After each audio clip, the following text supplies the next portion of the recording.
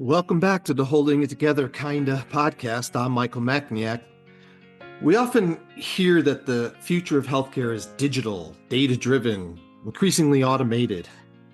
As someone who advocates for a return to the 1950s bedside manner, that usually makes me a little nervous. I'm a believer in the power of the human touch, the stuff that AI can't replicate. Now, AI is all over the news right now. We see it every day. It's over the top. We're bombarded with it. And I think that there's a fear-mongering aspect of it that it just perpetuates itself. So let me just get that out there and say that right at the outset. I am not opposed to AI, nor am I afraid of AI. But I understand, given the bombardment that we get with it, I understand why people who don't know or care enough about it are sick of hearing it, or are even on some level frightened of what it means. But recently I sat on a panel with a guy who changed my perspective. Emerson Kerr is a C-suite executive at Nox Medical, and he's a leading voice in sleep technology. He's somebody who deeply understands that while AI is not going anywhere, folks, it doesn't have to replace the human element. In fact, it might be the very thing that saves the human element. Today, we're going to talk about how we bridge that gap and why the most advanced technology in the world might actually be the key to getting a better night's sleep for the people who need it most, the caregivers.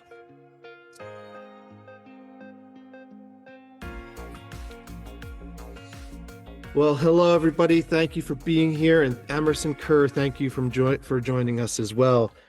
As always, I want to ask you to please introduce yourself, tell us about what you do, your credentials. You can brag about how wonderful you are, but more importantly, I'm really interested in what has you fired up right now and what really gets you going in your work, your private life, your interests, your hobbies, or whatever. So welcome and have at it. Hey, Mike, it's good to see you again. It was great to get to spend a little time with you in Las Vegas at Health 2.0. It was fun to meet a lot of different professionals with, interesting interests in life. And, I believe that, we all make these connections for a reason. I'm glad I'm able to speak to your audience today. I have been in healthcare since 1995. I started as a respiratory therapist, taking care of patients with breathing problems, and that led me into sleep medicine. And, at the time, I didn't realize how impactful that would be for me. It ended up changing my life. I fell in love with the field, and that was in 1998. So, almost 28 years ago, I made that change in my life. And it led me on a journey that has really shaped what I do now, how I think. It created a passion in me for the sleep industry, sleep medicine, sleep technology. It took me on a tour with Philips. I worked for Respironics and Philips in the CPAP world. And there was a little thing called the CPAP recall a few years ago that, really impacted probably a few of your listeners and many others that had to return their CPAP and, look for alternatives. It was a tough time for a lot of people, but it changed my career and it introduced me to some things I'd never been involved with before. I'd been a part of sleep and breathing for, literally 27, 28 years. And then suddenly I changed careers and got into oral appliance sleep medicine. And dental sleep is fascinating. If you had tried to talk to me about it when I was in the CPAP world, I would have just laughed you off and said, there's better solutions than that. But I began to learn a lot about that as a solution. And it's extraordinary what just stabilizing the jaw, maybe moving it forward a few millimeters can do for someone's life. Because for many people, CPAP is just too much. It's a sledgehammer, or for a penny nail. But for many people, it's the right solution. And it was fun to learn about that, to really enter into a community of sleep dentists that are passionate about the care of patients with sleep disorders. And eventually that led me to where I am now as vice president of market development and strategic partnerships with Nox Medical. As you know, Nox is a sleep diagnostics manufacturer, and this has been probably the most exciting part of my journey, to really work with professionals that are as passionate as I am across the board about sleep and treating people with sleep disorders. So it's been a busy career. I have a couple of other irons in the fire. I'm currently the president of the American Association of Sleep Technologists, which is the professional organization for sleep techs that do the sleep testing on patients, sleep coaching, and sleep education with physicians and other doctors who work in sleep medicine. And then for fun, I like you, I have a podcast. I have the Sleep Tech Talk podcast. It's been insane, to have the success it has. It has about 50,000 subscribers.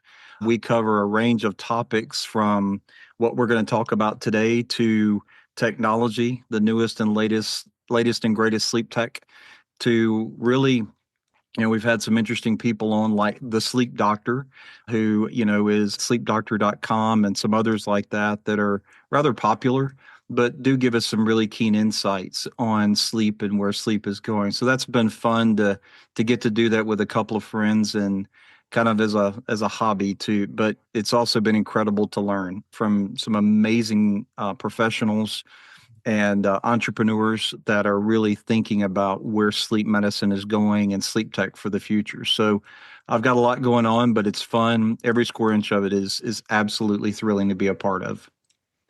And I'm just thinking, as you describe all these things, you have taken your passion, your interests, made a career of it, and made a hobby of it, and what do they say? You live, breathe, sleep, and breathe it, or whatever that. I mean, work, sleep, whatever that saying is. I mean, Yeah. it's. I mean, and I'm much the same way. I mean, Yeah. as I was saying before we hit record here, I have been just insanely busy with just creating content and enjoying every second of it. Tired at the end of the day, Yeah. and my sleep has been pretty good. Wow, there's so many things I want to touch on there. But let me just say, folks, as Emerson said, he and I met at a conference that we were asked to do an expert panel on, involving AI and the future of AI in healthcare. Now, full disclosure, I've never really used AI until about a month ago, 5 weeks ago. Not because I was afraid of it or I didn't appreciate it, but I'll tell you, since I've been using it, I use it almost I call Gemini my girlfriend now because we spend a lot of time together. For me, it's a great brainstorming tool. For other people, others use it in different capacities that we're going to talk about today. So I really want to talk about the intersection, because we hear so much about AI and what AI is going to do and how it's going to ruin the world, or it's already ruined the world, and and all that stuff. And I think it's important for all of us to get an expert like you, who's knee deep in it, to explain to us what it is and why it isn't going to ruin the world. I mean, in a simplistic way, I just say, well, I'll unplug the computer. I mean, and I know that's not just the end of it, but I mean, really, that's kind of, to me, how absurd the argument is. But the other side of that is, I do want to talk about sleep and caregiving and the the whole care for the caregiver, take care of yourself, put your mask on first, all the cliches. So I do want to get into that. But before we do, I want to touch on a couple of points that you brought up. I have been Anybody that knows me well knows that since I was a kid, I was a snorer, and I have chronic sleep apnea, chronic obstructive sleep apnea, and I've had a CPAP machine for years and years, probably over a decade. And as you're talking, I'm turning around and looking at which one mine is. And of course, it's a Philips Sonicare. I never even knew there was a recall. However, I will say, for the last almost 4 years, I have been religious with using it. I've been very good with it, and it does help in terms of my sleep anyway. I can't say necessarily that it translates to more energy for me, but it does help me with that. So I'm very familiar with that. I'm certainly going to pick your brain offline about the other sleep aids and the dental. I did try that as well, and this is probably 15 years ago, and then it just didn't work.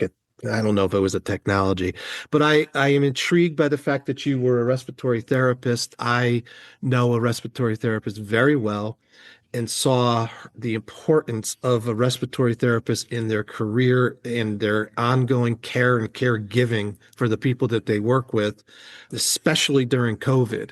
This woman that I know was she had as a patient, our patient zero in Danbury, Connecticut, who came up from New York City to Danbury, and she was working there and had that patient. So she was right at the very beginning and ground zero of the COVID pandemic. So a lot of things you said brought things home, but I really want to jump in with you into first, let's talk about AI because Emerson's perspective, again, guys, I am not an AI guy other than using it to brainstorm book ideas, podcast ideas, things like this. So I don't know what I don't know. And so I'm going to learn here along with him. But the theme of our discussion at the conference was, as I said, to talk about AI and the future of healthcare, basically. The future of healthcare with all this technology we've got going on. As you know, I am still kind of a holistic guy. I still believe that if we can get back to basics, the basics of client-centered planning and enhanced communication and collaboration among disparate service providers and an enhanced care coordination model that I've been using in my work for 25 years, I really think that that goes a long way in helping healthcare. But Emerson's perspective on it just blew me away when we were there because he took that my take and he took the take of a bunch of other panel experts who were really high tech people and synthesized it into a way that really resonated with me, and I thought it would resonate with a lot of you. So I'm going to shut up here for a second and let Emerson tell you his perspective from that panel, that conference, and how you should think about AI and moving forward. So, Emerson, the floor is yours, please. Yeah, thanks, Get me Mike. to get me to stop talking. No, no, it's good stuff. I think when we think about AI, we're immediately taken, depending on where your age is, you're either thinking about the 2001 Space Odyssey and how the AI took over the spacecraft and became the enemy of the astronauts, or you Yeah, think I of the think War Terminator. Games. Remember War Yeah, Games? War Games. Yeah, with Yeah, Matthew Broderick. I thought of yeah, that one too. And yes, yes. so you, depending on where you are in the spectrum, it's either the Space Odyssey, War Games, or Terminator, or even something more current. But I think that's science fiction. And of course, we begin to think of worst case scenarios and those kinds of things. And there are certainly those doomsday point of view, and some of them are rather accurate. And I think that's the healthy part of our free market is you're always going to have a balance in, those that push back and create boundaries that protect us from any kind of rogue developments. But I think the thing that I've learned about AI that's really fascinating is, when you begin to look at hundreds of thousands of millions of people, there's no possible way that you, I, or even the very best physician or scientist could synthesize that amount of data and look for a pattern. You begin to think about, someone with mental health, and you think of their gender, their age, their nationality, where they grew up, and you start putting these pieces together, and they begin to gel into what we call a phenotype. There are basic phenotypes like gender or race or something like that we can kind of bucket people into. But I foresee a future where, we're able to have a conversation with someone and say, listen, there's a solution for you that has worked for 500,000 people just like you. And that's what I envision, this turning into is a different level of conversation where it's not so much that the AI replaces the caregiver, but the caregiver is able to take the AI and have what we call precision medicine.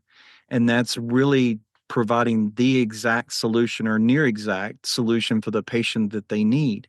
Because I think, I've said this so many times in other venues, we've worked with what we've had, and we've done a fairly good job, but a lot of the times the practice of medicine is us taking something that's worked and hoping that it works again. And, if it worked 50% of the time, it's almost like a great batting average. We're like, let's do it again. It's a batting average of 500, which is, almost mythical. But Yeah. Well, but let me just stop you there first because we also do things that didn't work and we yes, repeat them over and yes. over again. And see that a lot in the mental health sphere, but go ahead. I'm Yeah, sorry. no, 100%. But that goes back to the 50-50. Is that I had a conversation with the doctor one time about a type of ventilation that I wanted him to try. And he said, Emerson, let me tell you where I've not been by staying with what I do and what I'm comfortable with. He says, I've not been on the witness stand. I've not had to been taken to court. And I think a lot of times our caregivers are going to lean in the direction of safety for themselves rather than, maybe what's best for the patient. And Probably a bigger comfort. topic for another time, but No, but and comfort. I think that there's yeah, we get into trends, and I said this in another episode, or I've written it. I know where my pizza place is. I know where my beer store is. I know yeah, where the good fishing hole is, and that's where I go.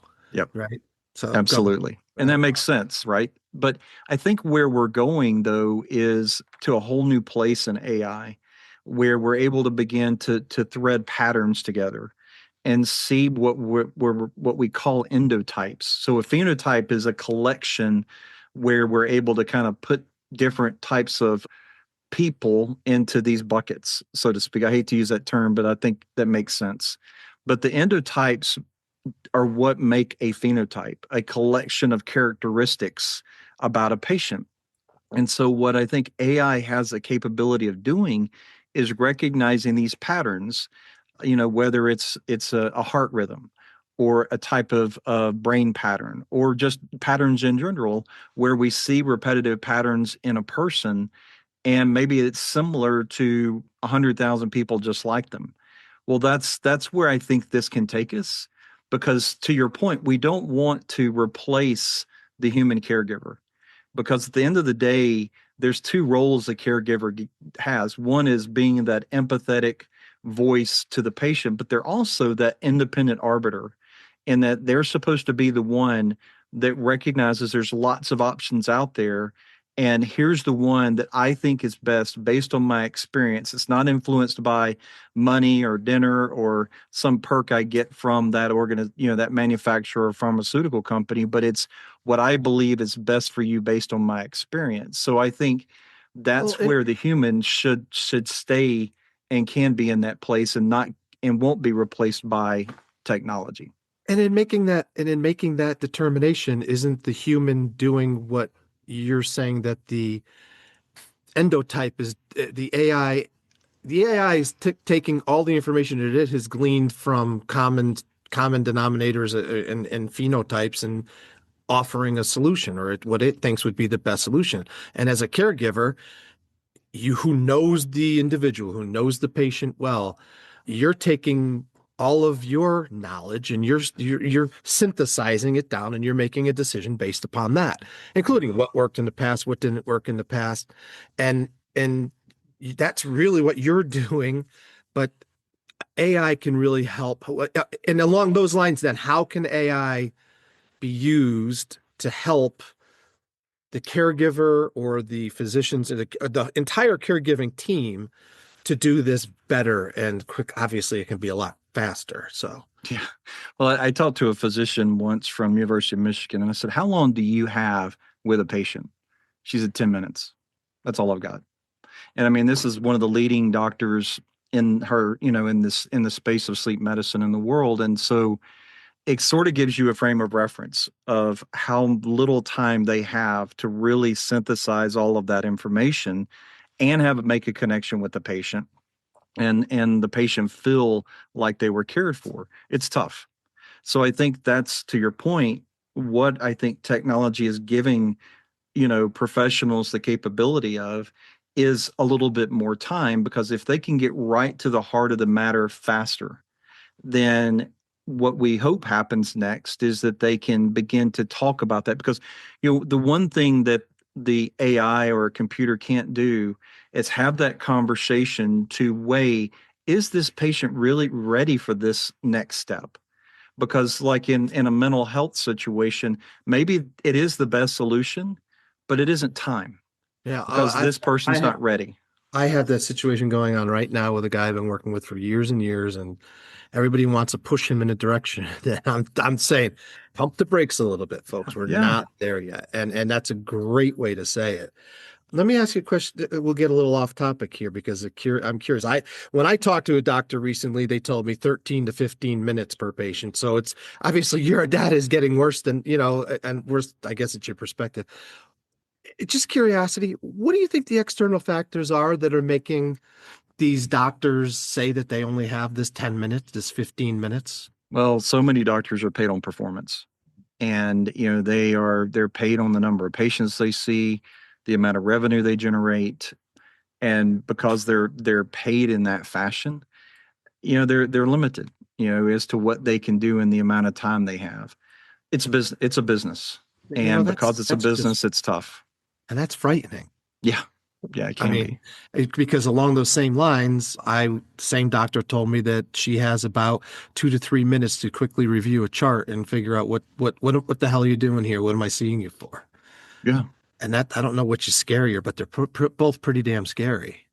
Well, that's why I think, part of what is risen as a result of that are these advocacy type roles where people can be an advocate or an educator to help someone. That happened in my own family where a loved one of mine, I had been talking to them about sleep apnea for a couple of decades, and literally they finally said, "Okay, I'll get a test." And they get a test, and it comes back negative. And the reason is this person's a female, and the type of test she used wasn't going to give her the answer she was looking for. And so, having to step in as her advocate, I said, talk to your doctor about having a sleep lab test rather than an at-home test based on her situation.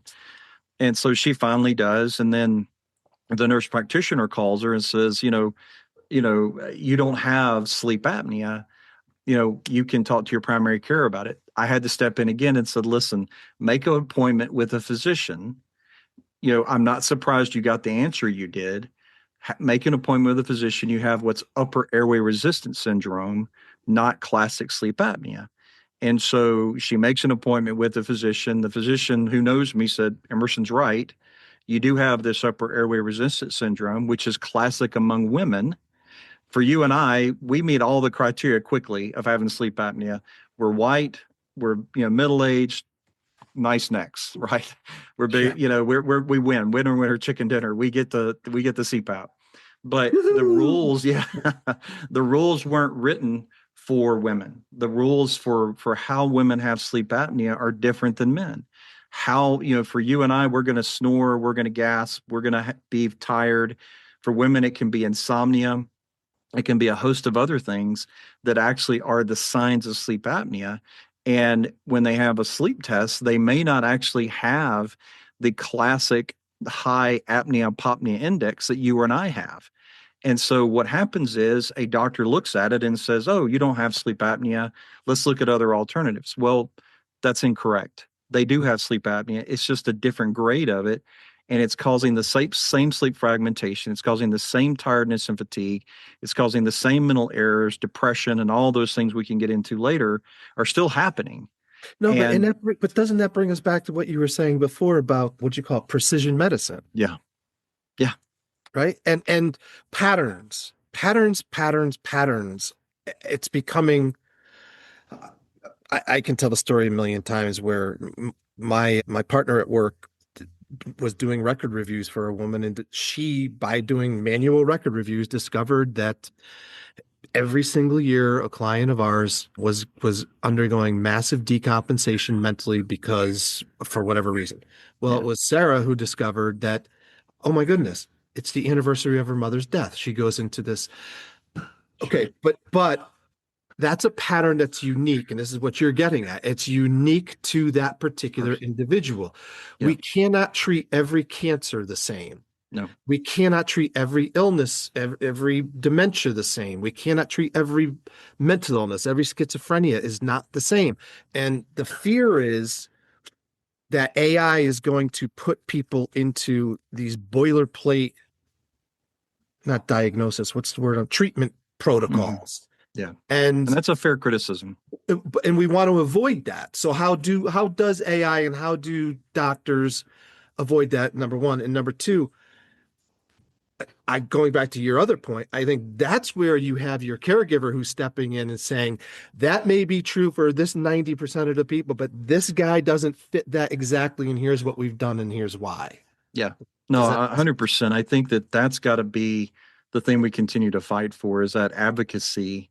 It's not just advocacy for the patient, it's advocacy for the system. I was talking to a medical director of one of the health plans, and he said that his group of doctors who reviews, cases coming in for reimbursement, were being replaced by an AI. And he said the preliminary results were that it was actually costing more because some of the things we're getting through that actually shouldn't get through. And so you didn't have that human overview of really analyzing the moment, because what he would do is if he really questioned what was being submitted, he would just call the doctor and say, hey, you and I have both practiced sleep medicine. I just need a little bit more information before I can approve this. And they might talk it through and think of an alternative. Well, that disappears whenever you go to an automated system that's designed to streamline. And I think what ultimately we want out of AI is just better tools, not for it to make decisions for us, but to empower us so that we just make better decisions for the patient and move them past the hurdles that currently exist. I mean, I say this over and over in different settings. We know better, we can do better.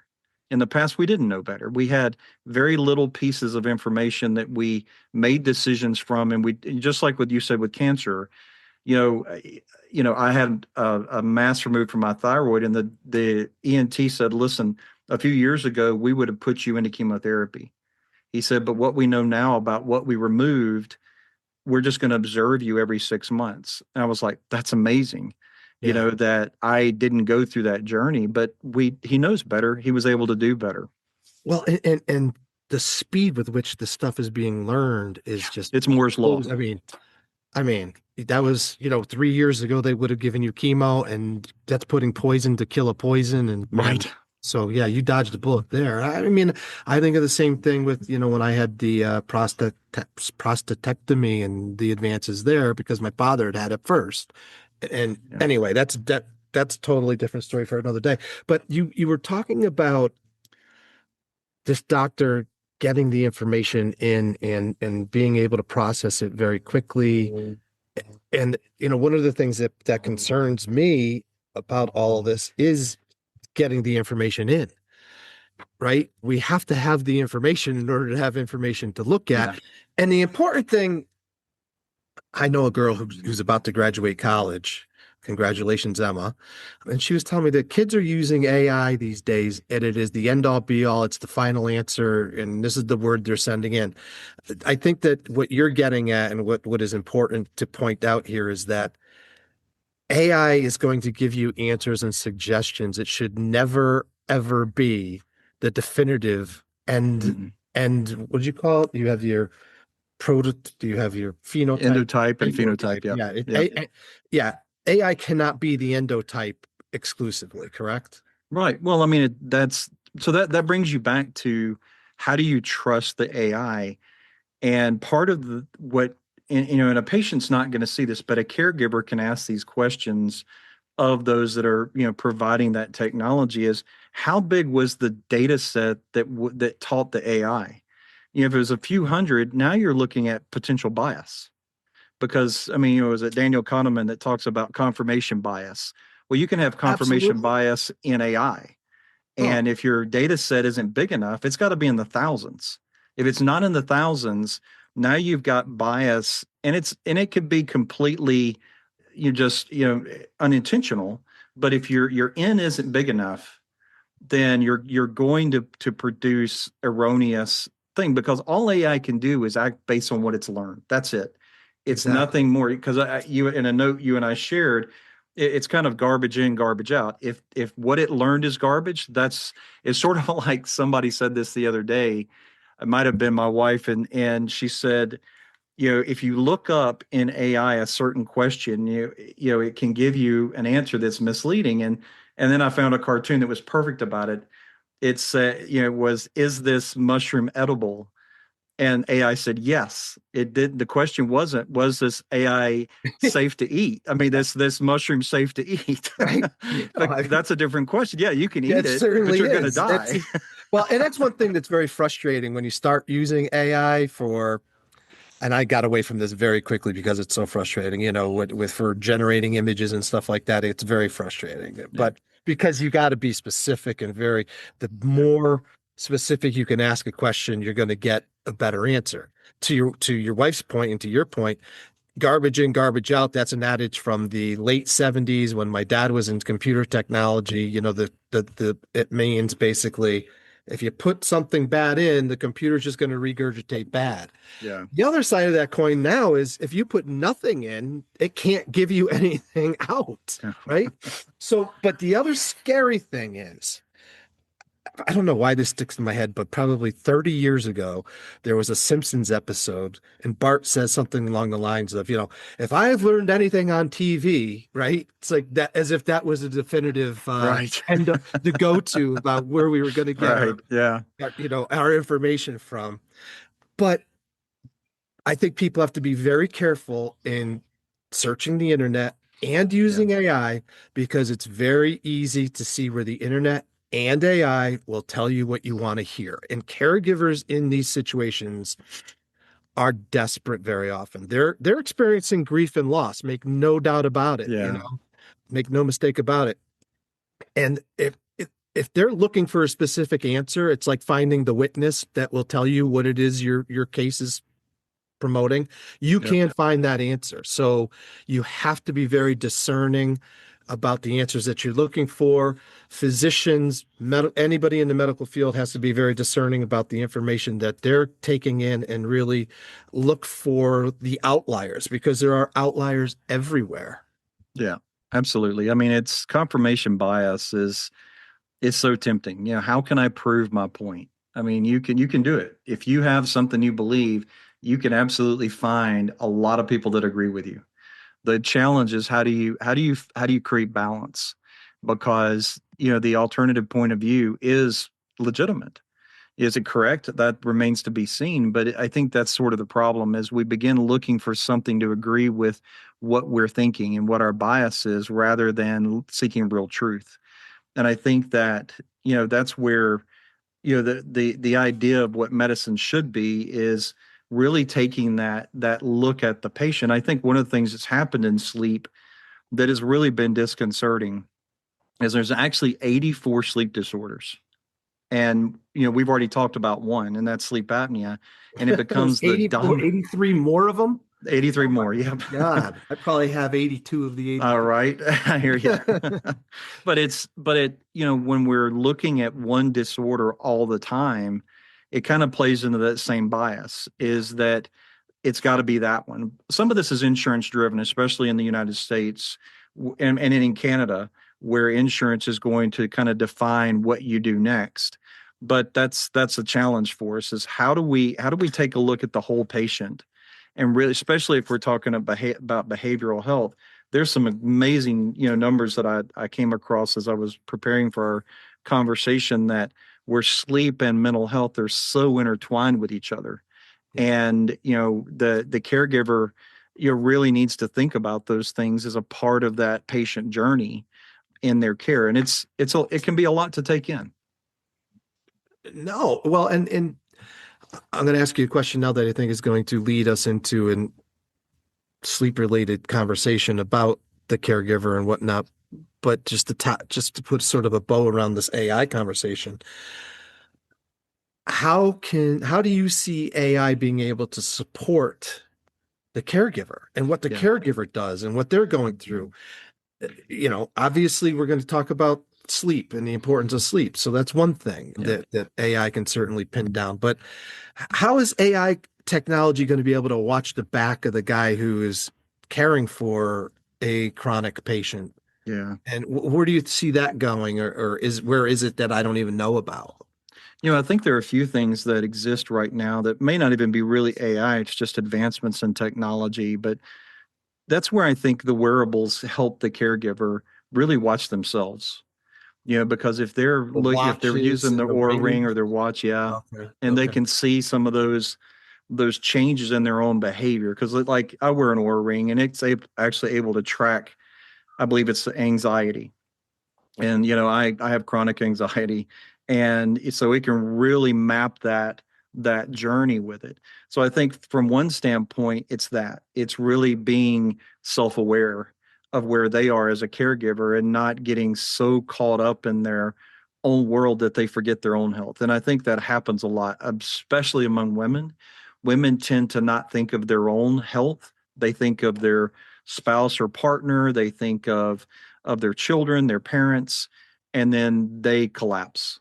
Men, we're pretty good about it, of at least complaining about our health. We may not go Yeah, I get mean, help. exactly. Or we just don't care. And we're Right. just, There's that.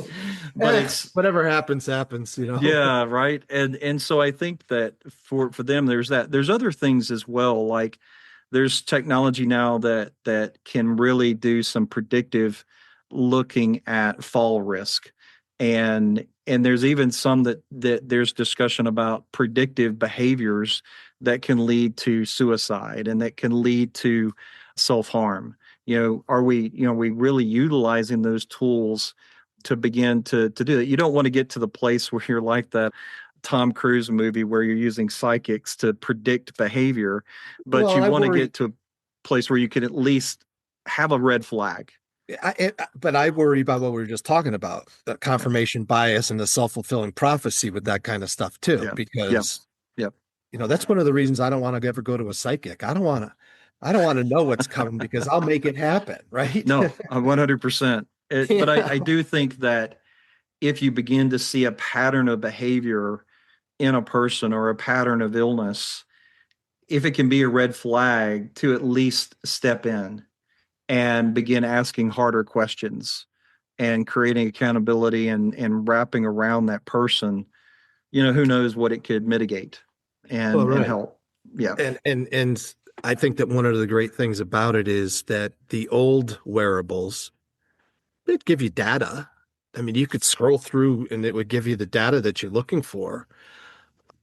But as a layperson, are you translating what that data means and how is it relating to your health? For instance, when you're feeling anxious, what were you doing at that minute of that day when you were feeling anxious? Were you driving in your car? Were you hitting that stupid ball around the course and trying to get it in that little hole? Right. What were you doing that was making you feel anxious? And I think AI could be helpful in that processing.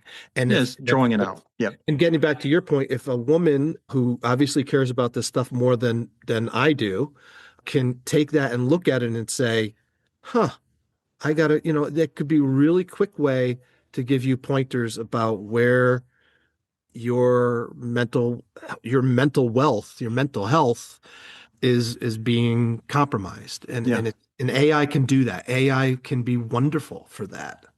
Yeah. And I think, like we're saying, it has two roles. It can be good for them as just a human in their own journey. But then, does it help with red flags, clues, insights into the person that is giving the caregiver the answer they think they want to hear? Sure. And, I think it can help in that regard. But it's definitely, I mentioned it earlier, it's Moore's law. I mean, our capability, our insights, our knowledge, everything is doubling so fast on it that what we really hope is that we keep the guardrails around it in the right way to protect all of us from it running unchecked, Sure. because that's certainly something that I think we all worry about. We'll get back to our conversation in just a minute, but I want to take a second to talk about something that many of us in this community deal with every single day, and that's the mental load of caregiving. If you're like me, your brain is probably filled with appointment dates, medication schedules, and a never-ending list of questions for doctors. It's exhausting trying to keep it all in your head while also trying to show up emotionally for the person you love. That's exactly why the team at the Care Coalition created the Care Navigator Journal. This is not just another notebook. It's a tool specifically designed to help you to stay organized and, more importantly, to help you feel a little more in control when things start feeling really chaotic. It gives you a dedicated space to track medical updates, manage daily tasks, and even process your own thoughts. Imagine such a thing. Your well-being matters just as much as the person that you're caring for. If you're feeling overwhelmed and looking for a way to stay organized, I highly recommend picking one up. You can find it right now at www.carecoalition.org/holding it together. Again, that's carecoalition.org/holding it together. It's a small way to start holding it all together, one page at a time. All right, let's get back to the show.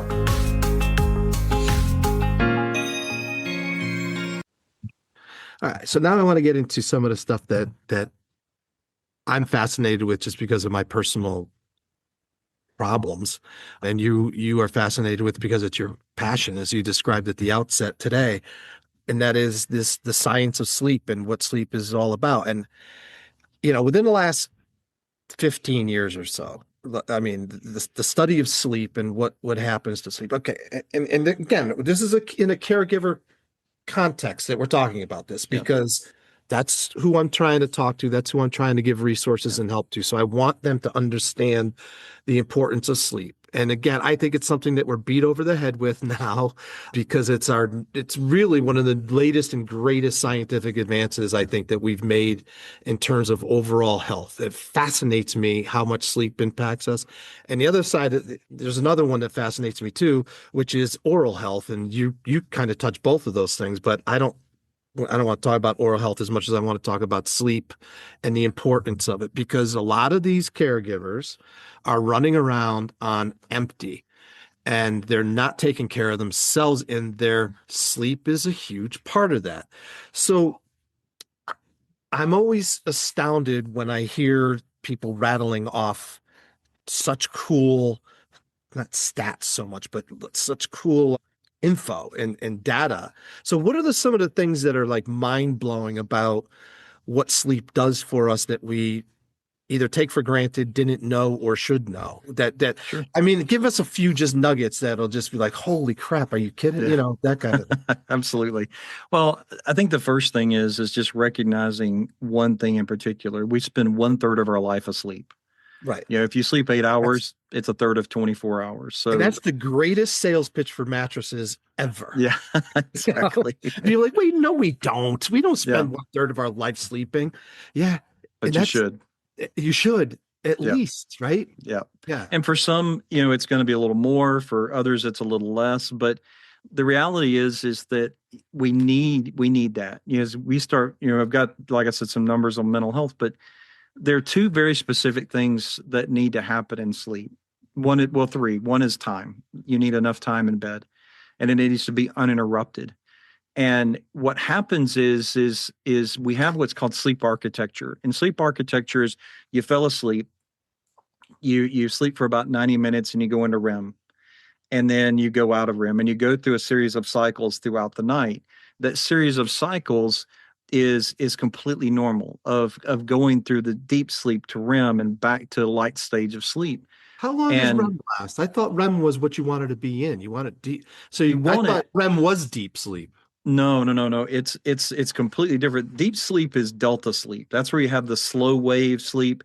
If you've ever been awakened from delta sleep or deep sleep, you don't even know where you are. Like a phone call at 2:00 in the morning, and you wake up and you're like, where am I? And you're in your own bed, and you just you don't know it.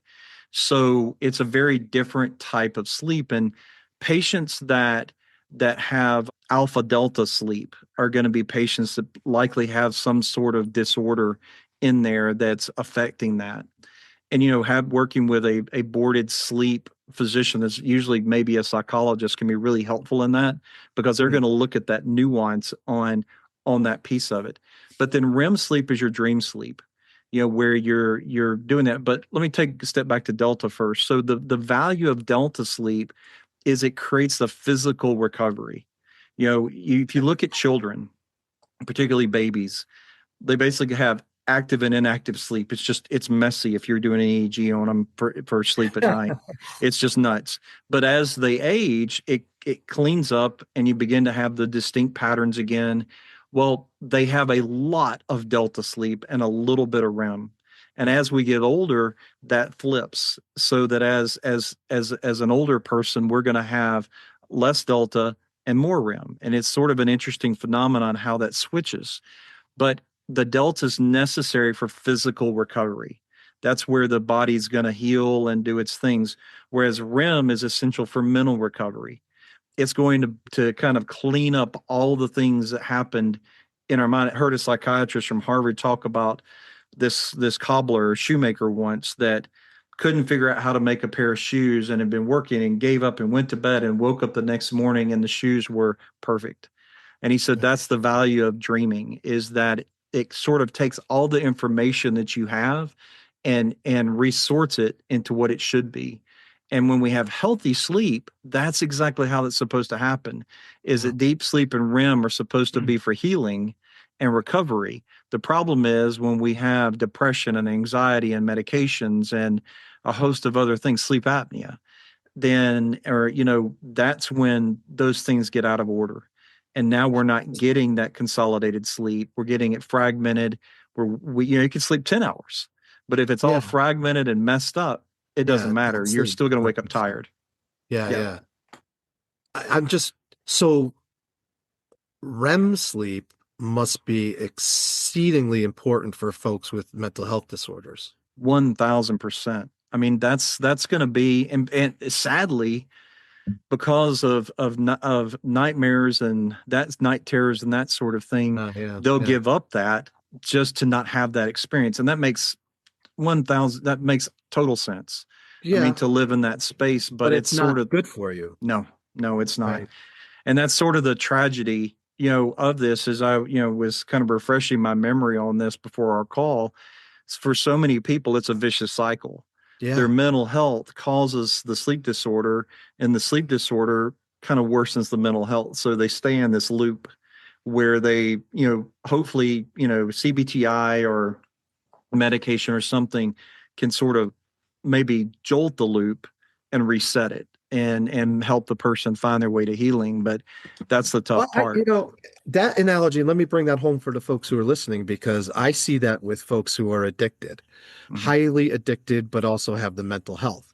We spend so much time focusing on trying to get them recovered and out of this addiction spiral that they're in, that we forget about the mental health piece, which leads us right back to the addiction. And they almost strengthen each other in that revolving door. I can't think of another analogy, but and so that's what that brings it home to me instantly. But I mean, boy, if we could figure out a way to get the REM sleep is almost like your own AI in your brain. It's processing everything you've got. It's clearing it all up. It's throwing out the garbage, hopefully throwing away some of the head trash. And here you got a clean slate, hopefully the next day, right? Yeah. Well, I was looking at it, and when you look at depression, 80 to 90% of individuals with major depression have sleep difficulties. For PTSD, 90% of patients report clinically relevant sleep disorders, with 50 to 70% suffering from chronic nightmares. I mean, your list just goes on and on. The numbers are really high with it, and it is that loop. They're kind of stuck in that space. And I think the strategy has to have all of those pieces together. It's, how do you break, kind of interrupt the cycle so you can heal these pieces, and sleep's got to be a part of that. And I think if you aren't familiar with sleep, then it can just be this other piece that you're, isn't an important part, but it's a critical part of their healing to address that. But it's tough whenever you've got a really strong medication that's going to, dampen, what REM can do and what delta deep sleep can do. Well, and there's your catch-22, right? I mean, if I rely upon a heavy sedative type of a medication, or a medication that has sedative type sedation propensities to it, that may interfere with real sleep. Like they say, when you get drunk and you go pass out, you're not really getting sleep, right? No. I mean, same kind of thing, though. When you're on these medications that may have high sedation propensities, how much is that impacting your sleep and your ability to heal? But if you don't have the sedation medication, you are going to be experiencing decompensations and the other horrible manifestations of whatever illness we're talking about. So that's a sad place to be. And I don't know that there's a good answer for it. Or is there? Is there a way that we can use AI, getting back to our AI discussion, or use the caregiver's knowledge of the individual to talk to the physician and the clinicians and the prescribers about what may be a better way to get them to sleep better, which would lead them to better healing? Does that make sense? Absolutely. Well, because there's one particular endotype that we're learning about right now, and it's arousal threshold. So if somebody's got a really low arousal threshold, everything wakes them up. An oral appliance would wake them up. CPAP would certainly wake them up. A noise in the house. So then what if the physician is understanding that this is a capability, can they use a low dose, and I'll just say hypnotic for just as an example, just to kind of soften that, so that now what you're able to do is keep that patient asleep, so they're not waking up with every crack in the house and everything that's going on. So I think that's where AI can take us, is pulling out these nuances that we can now, instead of having this big shotgun approach, I'm just going to put you on Valium. Yeah. I'm going to say, okay, I'm going to use this drug at this super low dose to fix this little problem over here that's actually having an exponential effect. Yeah, it's the mosquito and the hatchet thing. Yeah, exactly. Yeah, and that's where when you really ask me where AI is going, that's how I see it, is instead of giving some big, super depressing drug like a Valium, what if I give something really small, very specific, that really speaks to a very specific issue in the patient? And now, and the same thing with breathing, there's a concept called loop gain.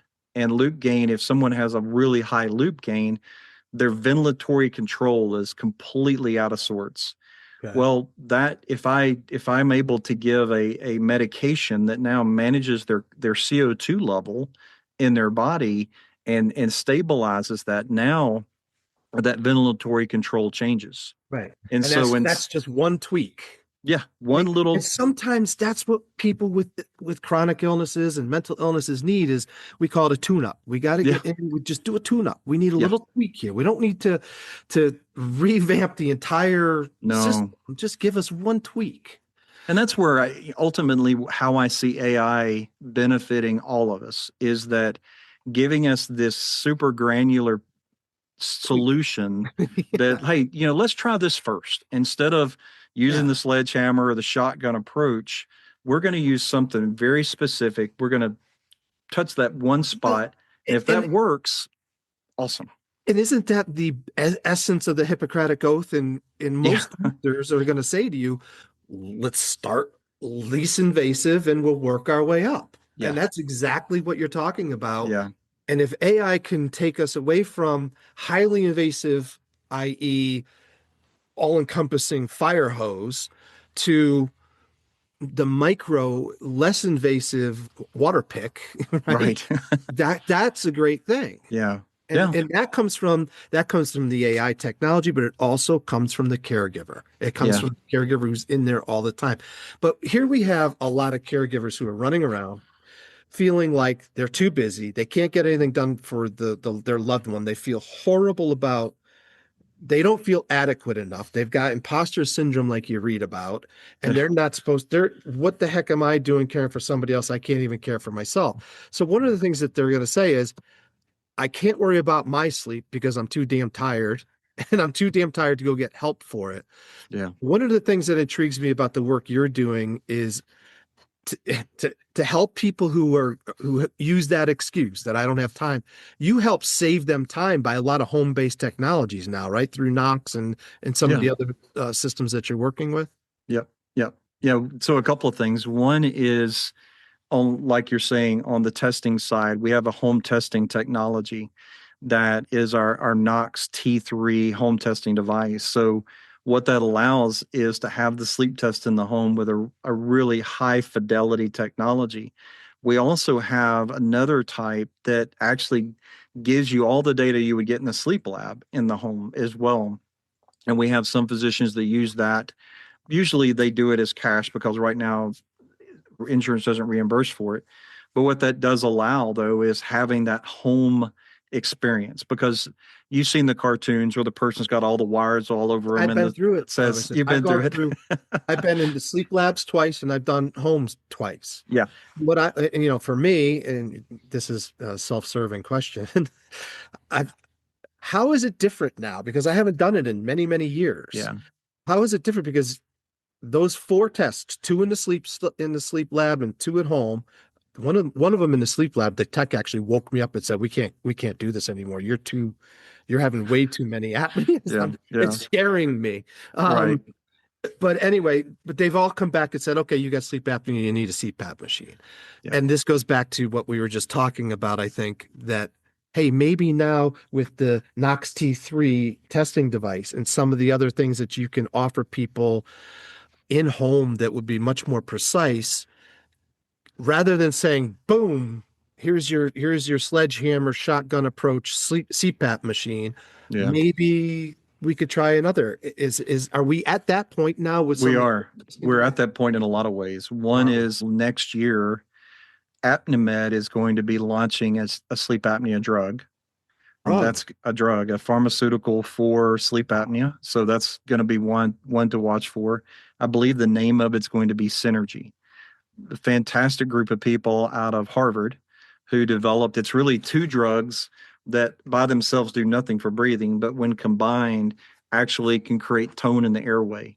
And so that's sort of the next level of where we're going. And there are other companies that are doing similar work to build that. And then you've got the stimulators that like you see on TV with Inspire that work on the hypoglossal nerve in the airway to create tone. And there's newer technology around that's changing every day.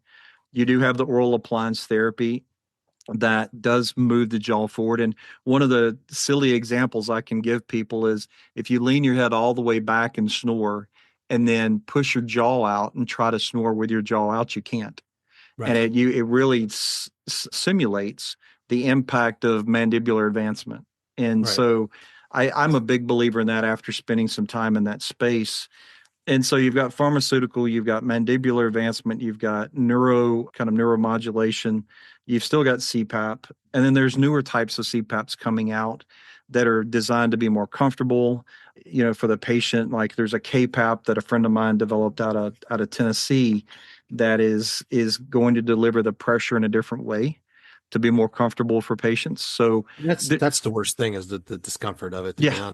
And that's exactly what he addressed is if he can lower the pressure when you breathe in, then what he's able to do is have that pressure at the right level, at the right time. And so instead of having that jetting that makes it so uncomfortable to breathe on it, he's splinting the airway, because we call that a pneumatic splint when the air is holding the airway open. And so you're basically getting the splinting at the right time in the air breathing cycle. So a lot of exciting stuff that's out there, but I think most everyone, and GLP-1s causing weight loss, the Zepbound, tirzepatide actually has a sleep apnea effect. And so not only the weight loss that can come from the GLP-1, but because it's a GLP-1 and a GIP combination, that actually has an effect on breathing. And one of the things that concerns me about that is, okay, so you're using your CPAP machine, you're using your GLP-1 or whatever you're using, right? This Synergy drug that you're talking about in the future. Is it a chicken or the egg, and how do you figure it out? Because in order to figure out, I got to put away my CPAP machine and I got to just, try just using the Synergy or the GLP-1 for a period of weeks or whatever. Yeah, I don't think anyone is trying to take, like for me, I've been on a GLP-1 and I've lost some weight, and I've had conversations with my physician about, what do I do next? And so the strategy of the moment is, can I wean myself down off the CPAP? So with his assistance, we're looking at that of, can I slowly come down from it? Could I then transition to an oral appliance? To your point, does Synergy become the adjunct to it? But I think the future is probably going to be combination therapy, where maybe it's a medication and an oral appliance. or, or maybe for some people, their sleep apnea is so bad that Yeah. it's the drug and a CPAP, A friend of mine had 200 episodes an hour. that's a lot. I mean, How you're is that even basically not asleep. how is that even possible? Yeah. It's awful. Yeah, I've seen that. Yeah. It's not conducive with life. And you're let me tell you why. And this is for the listeners out there that just go, "Oh, it's a nuisance." I know we're Yeah. kind of Yeah, running I'm up on bored with this time. conversation, but no, it's I mean, for me, it's fascinating to be honest Well, with you. I know we're running up on time, but the real killer and the real problem with sleep apnea is a sympathetic nerve activity. We all live in a parasympathetic state. That's our homeostasis. Well, But I when don't know we what any of those pause, words, what do those words mean? I have no idea what you our just said. normal existence, Okay. everything's running on autopilot, right? Yeah. That's your normal homeostasis. Well, when we have a sympathetic response, it's fight or flight. That's where your adrenaline kicks in. And, you see people do superhuman feats in those moments. Yeah. And it's great if you're running from a grizzly bear or a mugger or something like that. Yeah. But when you do it to your point, 200 times an hour, it's Yeah. almost like having an IV with a PCA pump, and you're getting, for your caregivers that know this drug, it's getting epinephrine shots every few seconds. And epinephrine and adrenaline are the same thing. We create epinephrine's a synthetic version. And Okay. it's the very first drug, if someone's having a heart attack, and a code that you're going to push to save their life. It's that Right. powerful. Well, Okay. when you're having adrenaline pumped into you every few seconds or every 30 or 60 seconds, Yeah. it's not conducive with life. It's going to cause high blood pressure. It's going to cause diabetes. It's going to cause heart disease. It complicates COPD. It's going to complicate everything. And so, what we're really treating in a patient with sleep apnea is that. Yeah, the airway is Interesting. I never knew treated. that. Yeah, I never but knew it's that. Yeah. the insidious piece of it is what we're really treating. And I that's never knew. really where this kind of all comes together is we got to have healthy sleep if we're going to heal from a lot of things, whether it's a physical or mental health issue. Healthy sleep is really should be the centerpiece of care. Okay. So then last question, you just opened it up. What is the one thing that you do, or what can be the one thing that a caregiver can do tonight or during their nap this afternoon? Yeah. What is the one takeaway, one thing that they Yeah. should absolutely non-negotiable do it today? Well, I think you hit on one of them earlier, and one of them is don't use alcohol to sleep. Okay. It's a dead end. Yeah. Combining it with other things like Benadryl and other stuff is absolutely terrible. We already know Benadryl has its own issues now, but sleep hygiene is something everyone can do now. Don't watch TV in your bedroom. You hear people talk about social media and the phone. Don't do it an hour or two before bed. That Right. blue light, the mental activity, everything is going to contribute to poor sleep just from a psychological standpoint. It's just having healthy boundaries, right? And you create healthy boundaries by deciding, it's sort of like James Clear talks about, everything I do is a vote for the kind of person I want to be. Well, if you want to have good sleep, what are the things you're going to do that's a vote in that direction? And that includes making good decisions so that the bedroom is what a bedroom is for. In other parts of your home are reserved for the television or for your phone and your activities around your phone. And so that those are there. And then not to use, if you're using medication to sleep, make sure it's the right kind, like an Ambien or Lunesta or something that's been clinically tried that doesn't have the effects. And Lunesta is probably the safest of those two to really help with insomnia. But it's really, at the end of the day, it's making healthy choices, having a diet that supports it. Uma Naidu out of Harvard has a lot of great insight on diet and mental health. And you start putting all those pieces together and you begin to really have a healthier sleep, healthier life. But I think it goes back to what I said before. Sleep is a pillar of health, and it's got to be one of the more essential things that we focus on to get people to be healthy, whether you're the caregiver or the patient, because without it, you're doomed for failure, and you're going to stay in that vicious cycle Well, that you can't get and out I of. think that people of a certain age, i.e., you and me, well, me especially because you have been educated and you love the topic and the study, but people that are my age that are old enough to remember when we didn't know anything about sleep and we didn't talk about sleep, and now we're getting beat over the head with sleep. Yeah, It's almost like, okay, this is when they tried to tell us that eggs were bad for us, and then they were good for us, and now they're bad for us again. So, folks, I don't think that sleep fits into that same BS category. I think that what we're talking about with sleep in terms of the pillars of health, I think is here to stay. yeah. And I think we should really listen to it. Emerson, I can't even begin to thank you enough because you took a conversation that could potentially be off-putting to people and really made it interesting and fascinating to me. And I know to people listening will really get into it because they can't keep not listening to it. So thanks for being here and thanks for all Oh that you're gosh, doing for all pleasure. of us. Yeah, no, it's an honor to be here. Thrilled we got to meet, and absolutely honored to be a part of your show, and applaud the work you're doing. And it's a beautiful thing to see. Thanks, man. We'll talk again. Sounds good.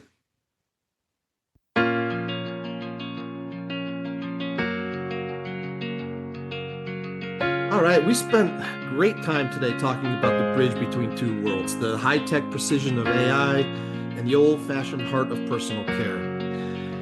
Emerson Kerr reminded us that technology isn't our enemy. It's not the enemy of the human touch. It's the infrastructure that allows the human touch to flourish. If we use these tools to keep clearing the voices in our head, the head trash and the busy work, we find ourselves with more white space, more time for the F word, to actually be present for those we love. Of course, you know by listening to me that the F word stands for fun, right? Character is built in the choices we make when no one and no algorithm is watching. And karma is always watching. Whether you're utilizing the latest diagnostics or just trying to get 5 hours of uninterrupted rest, remember that you are the lead actor in your own life's work. Don't let the parasites of exhaustion win. Take care of your sleep so you can keep taking care of your soul. Embrace AI to the extent that it can help you find time and make your life easy, and whatever level that may be. Or just keep doing what you're doing and adopt new habits to give yourself that white space in your calendar without using AI. You've made it this far without it. Why bother? Why bother now if it's working for you? So big thanks to Emerson for joining us, and you can find out more about his work at Nox Medical online, obviously. And of course, the AAST is there as well. You can also check the details of pod episode here today, and I will put his bio and some links in there. Until next time, keep holding it together, even if it's just kinda.